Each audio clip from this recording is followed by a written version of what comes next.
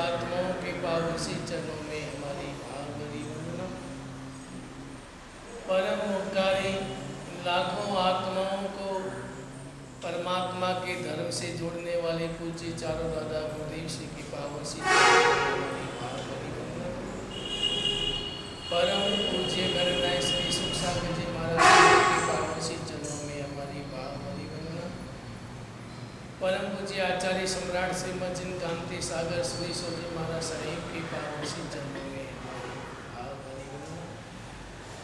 बहुसागर से डूबती नैया को सहारा देने वाले मेरे श्रद्धा के केंद्र परम पूज्य गुरुदेव गचारी गुरुदेव आचार्य भगवान श्रीमद जिन मणिपुर श्री जी महाराज साहिब के पावन से चरणों में हमारी भावभरी वंदना।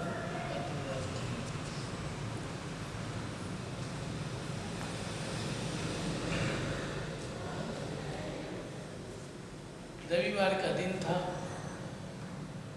और मेरे पास एक पिता और पुत्र आए। पुत्र थोड़ा हटा घटा, अच्छा, लंबा चौड़ा उसका। मैंने ऐसे पूछा, भाई तुम कौन सी क्लास में पढ़ते हो? तो उसने कहा 7वीं में। मैंने विचार किया ये इतना शरीर बड़ा, इतना बड़ा लगता है 7वीं में। मैं थोड़ा विचार करने लगा और इतने में उसके पिताजी ने बोला कि महाराज जी 7वीं में 7वीं बार है। मैंने देखा 7वीं में 7 बार है, फिर भी उसके चेहरे में कोई खिलता नहीं, कोई उदासी नहीं, मन की कोई प्रसन्नता, कोई मन में कोई विचार नहीं, कोई शर्म नहीं। मैंने कहा आज तुम 7वीं में 7 बार? अरे महाराज जी मैं क्लास टीचर बनने वाला हूँ। ऐसी विचार। लेकिन पढ़ने जाने का लक्ष्य नहीं होता, पास होने का लक्ष्य होता। उसके पिताजी ने ज्योतिषी के पास जाके कुंडली लिखाई। ज्योतिष ने कुंडली लिखी, बहुत अच्छा है, मेहनती होगा, व्यापार अच्छा करेगा, पैसे खूब कमाएगा। उसने कहा एजुकेशन के बारे में कुछ बताओ। क्योंकि खूब पढ़ेगा। उसने कहा पढ़ेगा ही, पास भी होगा कभी। तो मैं भी आपकी पूरी लिखूँ, आपके प्रवचन सुनने का खूब लिखा है, खूब लिखा है प्रवचन सुनने का, लेकिन जीवन में उतारने का वो जीवन में क्या उतरेगा? तो पढ़ने जाने का लक्ष्य नहीं होता है। कोई व्यक्ति स्कूल जाता है, कॉलेज जाता है, केवल पढ़ने के लिए नहीं जाता है। पढ़ने के बाद पास होने का लक्ष्य होता है कि मैं पढ़ के अच्छी तरह से अच्छे नंबर से पास हूँ, उसका लक्ष्य ही होता है। हॉस्पिटल जाता है, दवाई लेता है, केवल हॉस्पिटल जाना दवाई लेने का लक्ष्य नहीं होता है, स्वस्थता प्राप्त करने का लक्ष्य होता है। लेकिन आजकल ऐसा मैंने एक जगह पढ़ा, 5 मित्र थे। एक मित्र ने बात आपस में मत लाभ, एक मित्र ने कहा अरे मैंने ऑपरेशन कराया, दिल्ली में जाके ऑपरेशन कराया बाईपास का, 5 लाख खर्च हुए। दूसरे ने कहा तुम्हें क्या, मैं बम्बई जाके ऑपरेशन कराया, 10 लाख का खर्चा हुआ। तीसरे ने कहा भी नहीं, मैं बेंगलोर में गया, बहुत बड़ा हॉस्पिटल, वहाँ पर ऑपरेशन कराया, वहाँ मेरा 15 लाख का खर्चा हुआ। चौथे ने कहा तुम क्या आया, तुम इंडिया, मैं अमेरिका जाके ऑपरेशन कराया, 25 लाख का खर्चा। और 5वां देखा, मैंने कुछ कराया, मेरे पास बोलने का कुछ है ही नहीं। वो सीधा गाड़ी लेके हॉस्पिटल पहुंच गया और कहा मैंने चेक किया, डॉक्टर साहब क्या हुआ, सेठ से क्या हुआ, इसलिए आए, मुझे चेक करो, बॉडी चेक करो मेरी। सारी बॉडी चेक की, खून टेस्ट किया, ब्लड रिपोर्ट आई, ECG की, सब कुछ कर लिया, रिपोर्ट नॉर्मल। डॉक्टर ने कहा रिपोर्ट नॉर्मल है, कुछ नहीं है, तुम स्वस्थ हो। नहीं डॉक्टर साहब कुछ तो करो, और क्या बाकी है, ECG बाकी है या जो भी बाकी है और करो। सब किया, कुछ नहीं। तो कभी क्या बाकी है, MRI बाकी है, वो भी कर लो, जो भी हो कर लो, लेकिन कुछ तो करो। वो भी कर लिया, सब कुछ कर लिया, सारी रिपोर्ट कर ली, रिपोर्ट नॉर्मल। डॉक्टर ने कहा कुछ नहीं, नॉर्मल, स्वस्थ नॉर्मल है। डॉक्टर साहब कुछ तो करो। उसने सोचा सब कह रहे हैं मेरा ऑपरेशन 5 लाख 25 लाख हुआ, मैंने कुछ नहीं किया, मेरा कुछ नहीं हुआ, तो कुछ तो करो। अरे कुछ नहीं तो पोस्टमार्टम कर लो, और क्या। अब कोई हॉस्पिटल जाने का कोई लक्ष्य होता है? हॉस्पिटल आदमी किस लिए जाता है? स्वस्थ होने के लिए जाता है। कि बीमारी हो तो जाए और हॉस्पिटल में जाके दवाई ले, स्वस्थ हो। तो हॉस्पिटल जाने का लक्ष्य नहीं होता है, दवाई खाने का लक्ष्य नहीं है, स्वस्थता प्राप्त करने का लक्ष्य होता है। हर व्यक्ति यही करता है। इसमें कोई व्यक्ति विपरीत नहीं चलता कि बीमारी बिना भी हॉस्पिटल जाके इंजेक्शन लगाएगा, ऐसा कोई व्यक्ति होता नहीं। और कोई ऐसा व्यक्ति होता है वो पागल कहते हैं, लेकिन ऐसा कोई होता नहीं। लक्ष्य होता है कि मैं बीमार हूँ, दवाई लूँगा, स्वस्थ हूँ। तो हॉस्पिटल जाने का लक्ष्य होता है, लक्ष्य नहीं बचा स्वस्थता प्राप्त करने का लक्ष्य। आप बाजार जाते हैं, दुकान खोलते हैं, इसलिए खोलते हैं प्रॉफिट कमाने का। लक्ष्य क्या है? प्रॉफिट करना है। दुकान खोलना, बाजार जाना, लक्ष्य क्या है आपका? प्रॉफिट कमाना। ऐसे नहीं दुकान खोली, व्यापार नहीं करे, प्रॉफिट नहीं हो तो कितना दिन जाएगा? लक्ष्य क्या है? प्रॉफिट कमाने का। संसार के क्षेत्र में आपका हर लक्ष्य है, धर्म के क्षेत्र में आपका लक्ष्य क्या है? संसार के क्षेत्र में आपका हर कार्य में लक्ष्य होता है, लेकिन धर्म के क्षेत्र में क्या है? परमात्मा की पूजा करना लक्ष्य नहीं है, लेकिन पूजा के बाद मन की प्रसन्नता आए वो मेरा लक्ष्य है। इसलिए मन प्रसन्नता में थी पूज्य माने परमात्मा की पूजा करता हूं मैं, लेकिन अगर मेरी मन की प्रसन्नता नहीं आए, मन की प्रसन्नता नहीं बढ़े, तो पूजा केवल पूजा का लक्ष्य नहीं है। मैं खाली परमात्मा की पूजा कर ली, हो गया। पूजा करने का लक्ष्य नहीं होता है। पूजा के साथ साथ मन की प्रसन्नता बढ़नी चाहिए। और जब आपके मन में मन की प्रसन्नता नहीं बढ़ती है, इसका मतलब ये समझना कि मैंने लक्ष्य बना करके पूजा नहीं की। केवल मैंने टीकियाँ लगा दी, लेकिन लक्ष्य बना करके मैंने पूजा नहीं की। हर काम में लक्ष्य बना के करता हूँ, तो यहाँ भी मेरा लक्ष्य क्या है? मैं पूजा क्यों करता हूँ?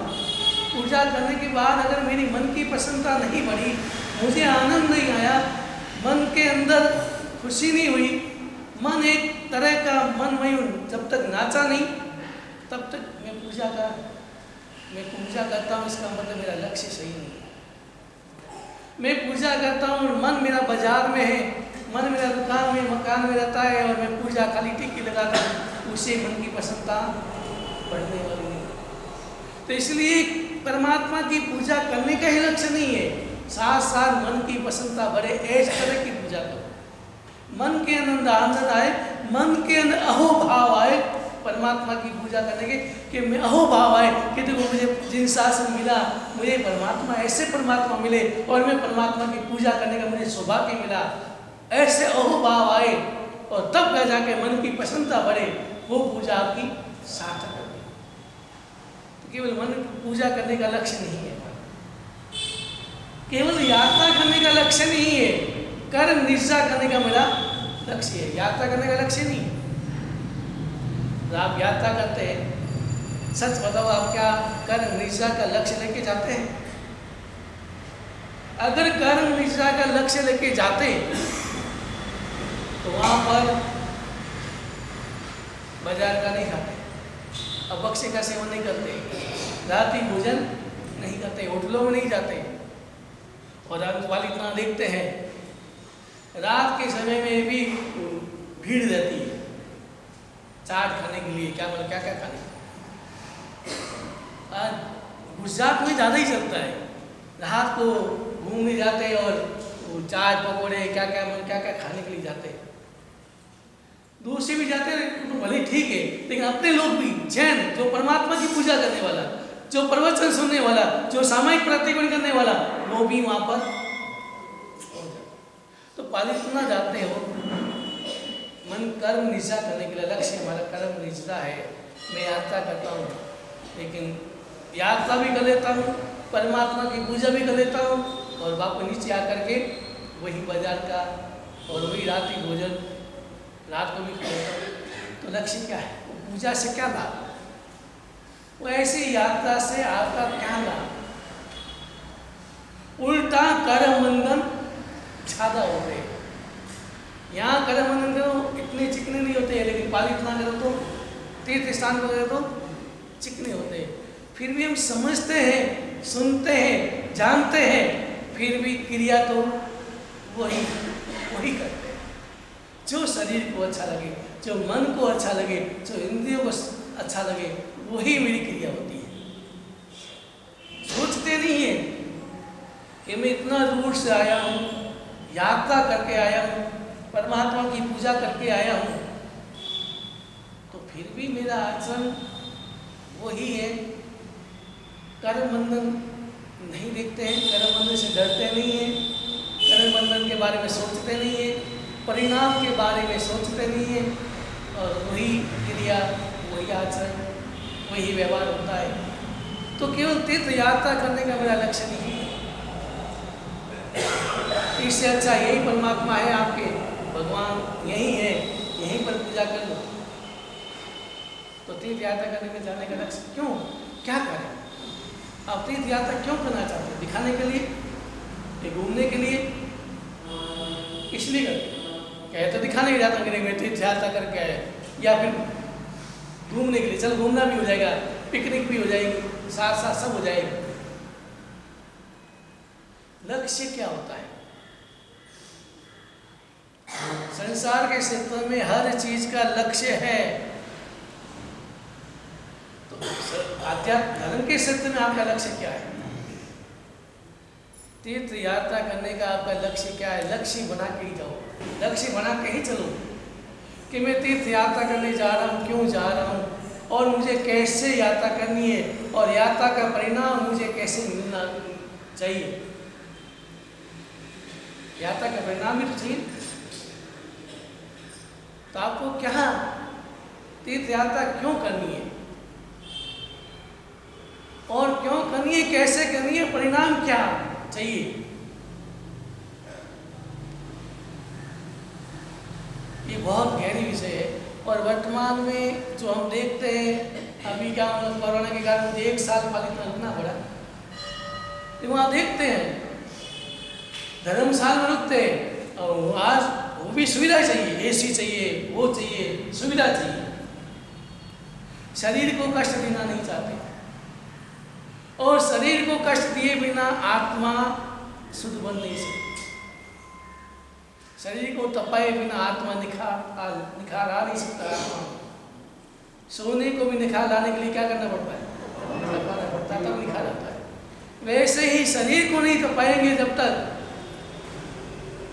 तब तक आत्मा का निखार आ नहीं सकता। तीर्थ स्थान में भी हमें सुविधाएं चाहिए। पैसों की व्यक्ति को परवाह नहीं करता है, 1000 रुपये किराया तो दे देगा, 2000 तो दे देगा, व्यवस्था सुविधा होनी चाहिए। तो यात्रा करने जा रहे हैं आप, लक्ष्य क्या बनाया आपने कि मैं कर्म निष्ठा, यात्रा करने का लक्ष्य मेरा कर्म निष्ठा करना है। तो कर्म निष्ठा करना है तो जब तक शरीर को हमें पोषण करता रहूँगा, शरीर के आधार पर चलूँगा, इंद्रियों के आधार पर चलूँगा, मन के आधार पर चलूँगा, तो मेरी तीर्थ यात्रा तो परिणाम नहीं आ सकता। और इसलिए पुराने जमाने में क्या, छोटी कोठड़ियाँ भी हो जाती, रुक जाते, क्या करना है, रुकना है, यात्रा करनी है, शाम को वापस जाना है, क्या करना है। लेकिन आजकल नहीं, एसी चाहिए, और जितनी एशिया बढ़ेगी उतनी बारिश कम होगी। आजकल ये मुंबई में पहले बारिश बहुत आती थी, अभी आजकल वहाँ भी कभी कभी नहीं आती। क्यों नहीं आती? क्योंकि एसी बहुत बढ़ गई। और एसी क्या, बाहर का गीलापन सौंप लेता है, घर में हवा फेंकता है तो बाहर का जितना भी गीलापन होता है वो सौंप लेता है, तो पानी ऊपर जाता ही नहीं, ऊपर जाएगा नहीं, बरसेगा कैसे? तो जितनी सुविधा है उतनी दुविधा ही है। जितनी एशिया ज़्यादा बढ़ेगी, एसी से हमारे शरीर की कोशिकाएं खत्म हो जाती हैं। और जो व्यक्ति एसी में रहता है, अगर थोड़ा सा बाहर जाएगा, धूप में जाएगा, सहन नहीं कर पाएगा, शरीर लाल पड़ जाएगा, शरीर में खुजली हो जाएगी, तरह तरह की अलग बीमारियाँ हो जाएगी। क्यों? क्योंकि एक मजदूर को देखो, दिन भर पत्थर तोड़ता है, शरीर वैसे ही स्वस्थ रहता है, क्योंकि उनकी कोशिकाएं मजबूत है, परिश्रम करता है, मजबूत है। और हम एसी में आराम से बैठे रहते हैं, और फिर अगर थोड़ा सा परिश्रम करें, थोड़ा सा बाहर जाए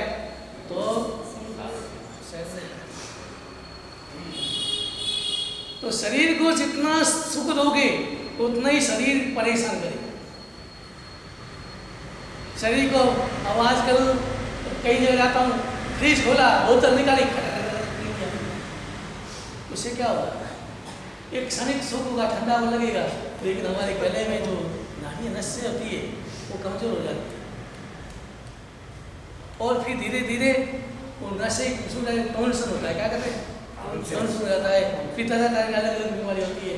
और ज़्यादा ठंडा पानी पी लिया हमेशा तो खून धीरे धीरे जम जाता है, और खून ज़्यादा जम जाता है, कभी कभी ब्लॉक हो जाता है। ब्लॉक होता है ना कि नस एक ब्लॉक होगी।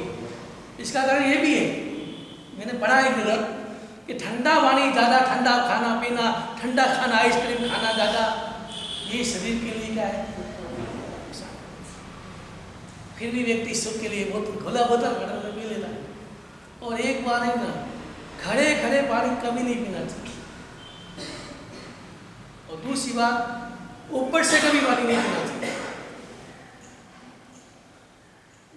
ऊपर से पानी पीता है, कभी कभी न सांस नली में जाता था, चला जाता पानी, तो भी तकलीफ होती है। और खड़े खड़े पीते हैं तो सीधा पानी यहाँ भी जा सकता है, बैठ के पिए और मुंह लगा के पिए। मुंह लगा के पीने से आप लाभ मिलेगी और सीधा पानी एकदम बच के अंदर जाएगा, वो पानी लाभ है, वो शरीर पोषण करेगा। और खाली ऊपर में पी लिया, क्षणिक प्यास बुझ जाएगी, ठंडा पी लिया, थोड़ा अच्छा लग गया, लेकिन शरीर के लिए। लेकिन हम क्या देखते हैं अभी वर्तमान में?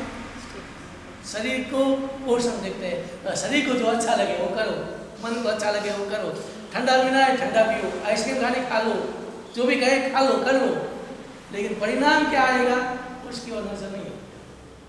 इसका परिणाम क्या आएगा, इसका शरीर के में दुष्परिणाम क्या होता है वो नहीं देखते। तो तीर्थ यात्रा करने का लक्ष्य बना के जाना है, और लक्ष्य बना करके उस समय में ये कहना मैं परमात्मा तीर्थ यात्रा करने जा रहा हूँ, परमात्मा की पूजा करने के लिए जा रहा हूँ, परमात्मा की यात्रा करने जा रहा हूँ, दर्शन करने जा रहा हूँ, तो मैं उस समय शरीर का नहीं देखूंगा, मैं मन के अनुसार नहीं चलूंगा, मैं मन का आदेश का पालन नहीं करूंगा, मुझे मेरे आत्मा का आदेश सुनूंगा, मुझे मेरी आत्मा का पोषण करना है, मुझे मेरी आत्मा को हल्का करना है। हल्का कब होगा? जब कर्म निशा होगी तभी आत्मा हल्की होगी। तो लक्ष्य बना के यात्रा करना है, तीर्थ यात्रा करना है, लक्ष्य बना के करो।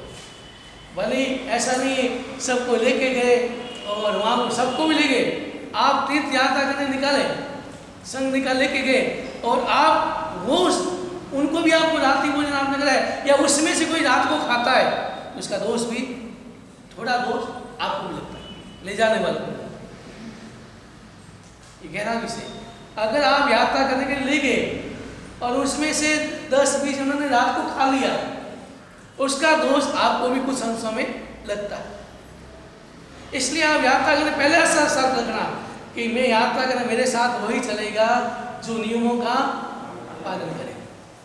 अगर नियम पालन नहीं होते, अब आजकल शरीर पालन निकालते, शरीर पालन, लेकिन क्या पालन करते हैं? वहाँ भी ऐसे ही खाते हैं, खुले खाते हैं, कई जगह ऐसे ही होते हैं, बिस्तर पर सोते हैं, सब कुछ करते हैं, और नाम क्या है? पूरी संपूर्ण विधि नहीं होती। जब तक सभी नियमों का पालन नहीं होता तब तक हमारी आत्मा का पोषण हो नहीं सकता, कर्म निष्ठा हो नहीं सकती। खाली रीत का राइट हो जाता है, ठीक है, यात्रा हो गई, शरीर सब निकल गया, लेकिन नियमों का पालन। जब भी आप नियम निशान निकाले, आप अकेले जाए, जो भी हो, नियम बनाए, नियम का पालन करें कि नहीं मुझे यात्रा करने जाना है, बाजार का नहीं खाना। वैसे तो पालन वाले नहीं करते, नहीं खाते, समझदार है, जानकार है, धार्मिक है, धर्म का वातावरण है। मुझे बाहर में भले व्यवहार में दिखाना पड़े, दिखावा करना पड़े, चलेगा, लेकिन आध्यात्मिक क्षेत्र में, धर्म के क्षेत्र में मुझे कोई दिखावा नहीं करना। और अगर मैं दिखावा करता हूँ तो मेरी आत्मा का और शोषण होता है, पोषण नहीं हो सकता। इसलिए नियम लेना है, संकल्प करना है कि मैं यात्रा करने जाऊँगा, लेकिन आत्मा का लक्ष्य बना के जाऊँगा, कर्म निष्ठा का लक्ष्य बना के जाऊँगा। सामायिक करने का लक्ष्य नहीं है, संता भाव प्राप्त करना, समता भाव धारण करना, ये मेरा लक्ष्य है। और भाई समय लेके बैठी घर पे दरवाजे के आगे गेट के पास, और इतने में एक दो भाई बातें कर रही है, और एक भाई उसी भाई जो समय की बैठी है उसकी निंदा कर रही है, और वो भाई सुन रही है। अब क्या वो समभाव में, समता में रह पाएगी? समता में रहती है? अब वो सामयिक में है। संकल्प, आप समय का लक्ष्य क्या बनाया कि मैं समभाव, मेरे भीतर में समभाव आए, समता भाव आए। और अगर थोड़ी सी विपरीत परिस्थिति आई, उस भाई ने आपकी बातें की, थोड़ी बहुत इधर उधर की बातें की, और आपके मन में समता का भाव गायब हो गया, नहीं रह पाया, तो फिर आप क्या करेंगे? मौन रहेंगे? सुनेंगे? सामयिक में है, क्या करेंगे आप? तुरंत बोल पाएंगे? आक्रोश पैदा हो जाएगा, तुरंत उसको बोला है तुम क्या कर रही है, ऐसी बातें करती है मेरे बारे में। और कई भाई कहती है मैं जानकर कह रही थी, आपकी परीक्षा ले रही थी, आप समता सामयिक में है, क्या भाव आते आपके कि रोज आप समय करते हो, आसन लेके बैठ जाते हो, पति हाथ में, चलना हाथ में बैठ जाते हो, मन में क्या विचार करते हैं? आपकी परीक्षा के लिए मैंने ये बात की, ताकि आपकी मुझे मालूम पड़े कि आप हकीकत में सामयिक करते हैं या सामयिक के खाली दिखावा करते हैं। सामयिक करने का लक्ष्य नहीं, केवल सामयिक करने का लक्ष्य नहीं मेरा, समता भाव, समभाव आना। ऐसा नहीं, उदाहरण, एक माँ जी सामयिक लेके बैठी, सुबह सुबह का समय सामयिक लेके बैठी और गेट के पास ही बैठी, उस दिन संयोग से क्या हुआ, दरवाजा खुला रह गया, खिड़की का जाली कहते हैं क्या, खुली रह गई, और बहू ऊपर अपना काम कर रही थी, और दरवाजा खुला रह गया, इतने कुत्ता आया। अरे कुत्ता सीधा ही कहाँ जाता है? रसोई घर में। अब वो कुत्ता रसोई घर में गई, माँ जी उस समय में सामयिक में देववंदन कर रही थी, सामयिक भी देववंदन भी चालू थे, और देववंदन कर रही थी, तो कुत्ता तसोती बोल रही थी, कुत्ता अंदर घुस गया। अब कुत्ता घुस गया, अब क्या करे? सामयिक में हूँ, देववंदन बोल तो नहीं सकती, बहू को बोला कैसे?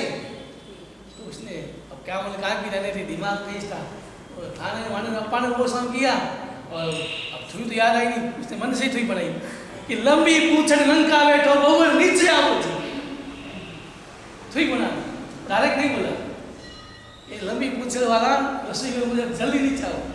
तो बहू ने सोचा थुई बोल रही है, क्या मैं कैसे थुई है, नीचे आओ नीचे आओ, ध्यान नहीं रहा, वो आई नहीं, लोगस चालू हुआ, बोल रही लोगस, लेकिन मन में बहू अभी तक आई नहीं, और इतने में कुत्ते ने बर्तन गिराया गाला, और ज़्यादा मन में उथल मच गई, अब और वो आई नहीं, अब लोगस पूरा हुआ, अपाना वो स्वामी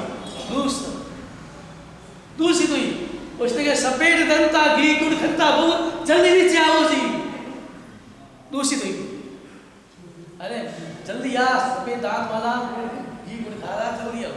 तो बहू ने सोचा कि बुला नीचे आओ, तो बुला गई, शाम जाके खड़ी होगी, क्या हुआ? अब सासू ने खड़ी होगी, लेकिन मन में क्रोध, यहाँ खड़ी क्यों है, उस कुत्ते को क्यों नहीं निकाले?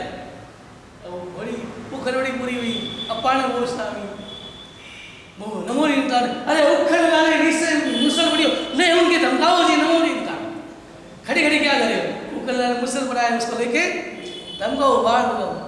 तो उन्होंने सोचा अच्छा कुछ कुत्ता है, कोई कह रहे, गई कुत्ते को निकाल दिया, अब कुत्ता निकल गया, मन थोड़ा, अब सिद्धानंद ने बोला अब तीन तो ही तो बन गई, नियमित बन गई, और चौथी तीन क्या बोले, तब पाने को बोले थोड़ी बन नहीं, तो बहू ने कहा, सासू जी नहीं बोले थी, सासू बहू ने कहा सामयिक तुम्हें पीर में घड़ी ने किया विधि नहीं जानी जी नमो रिंता, सामयिक तुम्हें और ही नहीं बोला, लेकिन ये विधि तो नहीं लगी।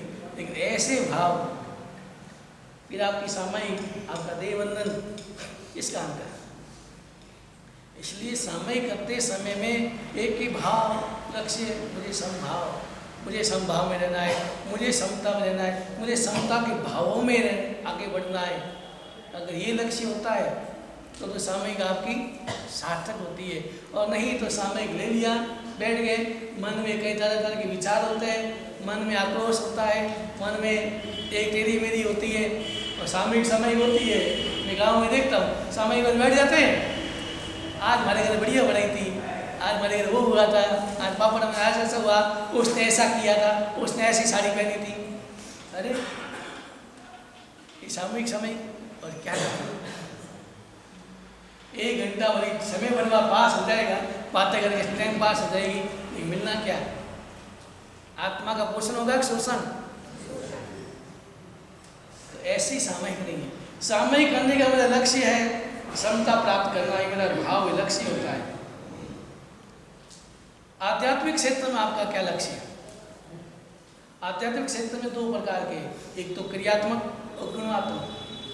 क्रिया तो ये सामयिक प्रतिदिन पूजा आरा ये सभी करते हैं, ये सब क्रियात्मक है। आध्यात्मिक गुणात्मक गुणों को देखकर मैं परमात्मा की पूजा करता हूँ, किस लिए? परमात्मा जैसा बनने के लिए। मैं परमात्मा की भक्ति करता हूँ, किस लिए? परमात्मा के जैसे बनना। मैं परमात्मा की प्रार्थना करता हूँ, किस लिए? कि परमात्मा के गुण मेरे भीतर में आए। गुणवान को नमस्कार गुणी होने के लिए नमस्कार करते हैं। गुणवान को नमस्कार किस लिए? परमात्मा को नमस्कार किस लिए? गुणवान बनने के लिए।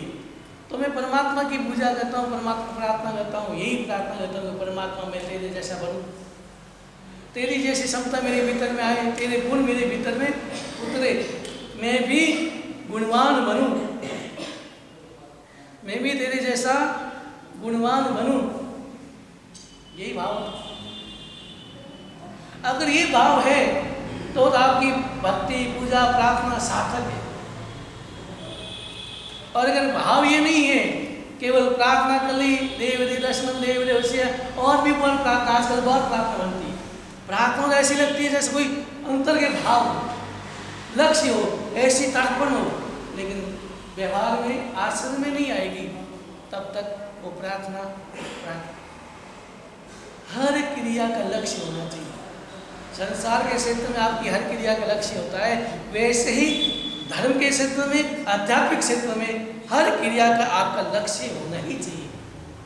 बिना लक्ष्य कोई क्रिया नहीं होती, और बिना लक्ष्य की गई क्रिया उसका परिणाम कुछ नहीं आ सकता, कुछ प्राप्त नहीं होता है। इसलिए हर क्रिया परमात्मा यही कहते हैं, परमात्मा की यही देशना यही कहती है कि व्यक्ति अपने भीतर के अंदर परिवर्तन कैसे करे, भीतर के अंदर परिवर्तन कैसे करे, भीतर की व्यक्ति सफाई कैसे करे, भीतर की गंदगी कैसे दूर करे। कैसे करेंगे? भीतर की सफाई कैसे करनी है, भीतर की दुर्गुण कैसे दूर करने। तो यही बताया परमात्मा ने कि व्यक्ति हर क्रिया लक्ष्य को ध्यान में रखते हुए करे। अगर व्यक्ति लक्ष्य को ध्यान में रखते हुए, लक्ष्य को नजर में रखते हुए अगर कोई क्रिया करता है, तो समझना कि भीतर की सफाई चालू होगी, भीतर की गंदगी धीरे धीरे मिट जाएगी, खत्म हो जाएगी। लेकिन लक्ष्य के रूप करे, लक्ष्य को बनाकर करे, तो ही क्रिया सार्थक है। और नहीं तो कितने ही हम करें। व्यक्ति चलता बहुत है, एक व्यक्ति भाग रहा है, रोका, कहाँ से आया पता नहीं, कहाँ से आया पता नहीं, दौड़ रहा है, पसीना हो गया, अरे रुक, कहाँ जाना है पता नहीं, कहाँ से आया पता नहीं, कहाँ जाना है पता नहीं। ऐसे व्यक्ति का अपन क्या कहेंगे? मूर्ख कहेंगे, सर मूर्ख कहेंगे, आया कहाँ पता नहीं, जाना कहाँ पता नहीं, फिर भी दौड़ रहा है। तो हम क्या कर रहे हैं? दौड़ रहे हैं, कहाँ से आए पता नहीं, कहाँ जाना है वो भी पता नहीं। अगर ऐसे ही दौड़ते रहेंगे, भागते रहेंगे, पसीना बहाते रहेंगे, पुरस्कार करते रहेंगे, लेकिन लक्ष्य तो होगा, कहाँ जाना है, लक्ष्य तो बनाएंगे नहीं। आज आप कहीं भी जाते हो, स्कूटर लेके चालू करते समय आपके भीतर में लक्ष्य तो रहता है, मुझे वहाँ जाना है, भाव रहता है कि मुझे वहाँ जाना है, लक्ष्य बना के चलते हैं। तो जैसे वैसे ही आध्यात्मिक धर्म क्षेत्र में भी लक्ष्य बना के चलो, लक्ष्य क्या है? लक्ष्य बना करके चलोगे तो ही भीतर की गंदगी दूर होगी, तो ही भीतर की सफाई होगी, तो ही व्यक्ति अपने लक्ष्य तक, मंजिल तक पहुंच पाएगा। नहीं तो कितने ही दौड़ते रहो पसीना, लक्ष्य नहीं बनाए दौड़ते रहो, जिंदगी भर दौड़ते रहो, मंजिल मिलने वाली। इसलिए परमात्मा की रिश्ता भीतर में उतारे। आपकी कुंडली में तो लिखा हुआ है, प्रवचन खूब सुनने का लिखा है, लेकिन जीवन में लक्ष्य क्या है आपका? जीवन में उतारे, जीवन में उतारे परमात्मा की वाणी और अपने जीवन को सार्थक बनाए। लक्ष्य के प्रति जागरूक बन के लक्ष्य को प्राप्त करने का।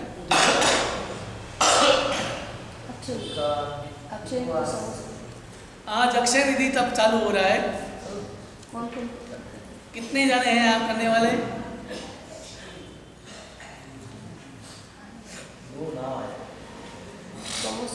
लड़कियां तो कह रही है हमारी सबकी होगी अक्षय निधि। लड़के भी कर सकते हैं भैया।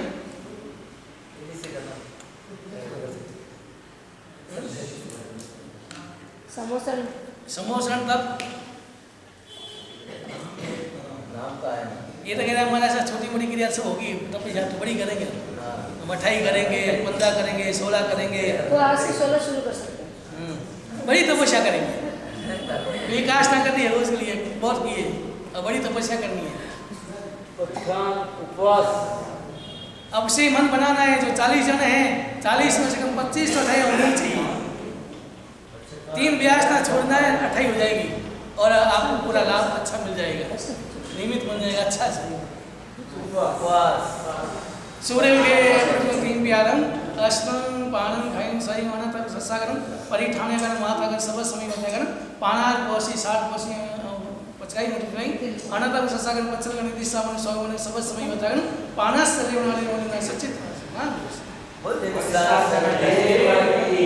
रक्षा करने वालों को धन्यवाद, रक्षा करने वालों को धन्यवाद। आमीन देवी काष्णा बेस्ना पौसे 60 कोसी कई पैसे चुन प्यारम अस्नं पाणं खायं सही मन तक सत्सागर पचल का निर्दिष्ट मन 100 मन सब समय बताया कर आमीनम नियम उसका ले और गीत संगीतों के में पढ़ चुके तो ठावने का माता का सब समय बताया नहीं कास्ट ब्यास तो प्यारम अस्नं पाणं खायं सही मन तक सत्सागर सागरी का और प्रसन्न गुरु धाम परि ठावने का माता का सब समय बताया पाणस सदैव न सचित महत्व ना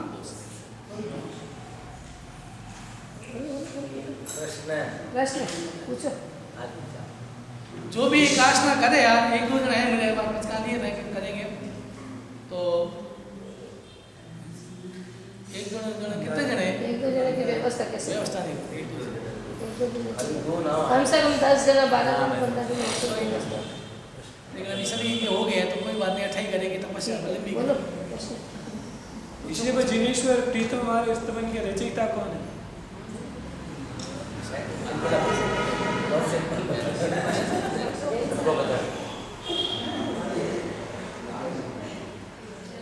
बोलो पूछो।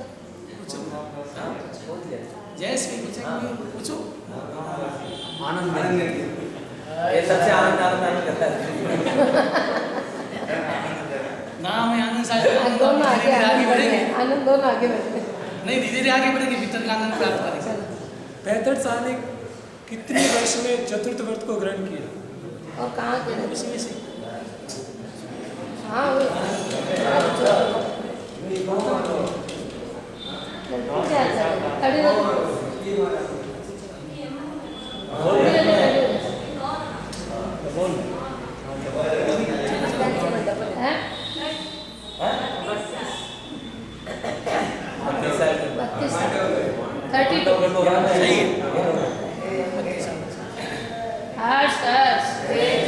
गुरुवंदन सभी आराध्य देवों के चरणों में कोटि से कोटि वंदन और यहाँ उपस्थित सभी महात्माओं के चरणों में कोटि से कोटि वंदन और श्री संघ को खूब खूब शाता होता है और सभी श्रेणी तप सिद्धि तप और सौभाग्य कल्पवृक्ष तप और जो भी छोटे बड़े तपस्या कर रहे हैं उनको भी श्री संघ की तरफ से शाता पूछते हैं और बाहर से पधारे हुए मनों का श्री संघ हार्दिक हार्दिक स्वागत करता है और अपनी भोजन की व्यवस्था उपास्य के भोजनशाला में रखा गया है। और कल रविवार दीक्षा शक्ति स्पर्शना रविवार को और कल जिन्होंने भी किया